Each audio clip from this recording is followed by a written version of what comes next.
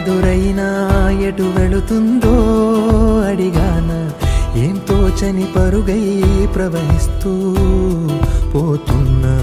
ఏం చూస్తూ ఉన్నానే వెతికానా ఏదైనా, ఊరికెనే చుట్టూ ఏవేవో కనిపిస్తూ ఉన్నా. కదలని ఓశిలనే అయినా, త్రుటిలో కరిగే కలనే అయినా, ఏం తేడా ఉందట నువ్వెవరంటూ అడిగితే నన్నెవరైనా.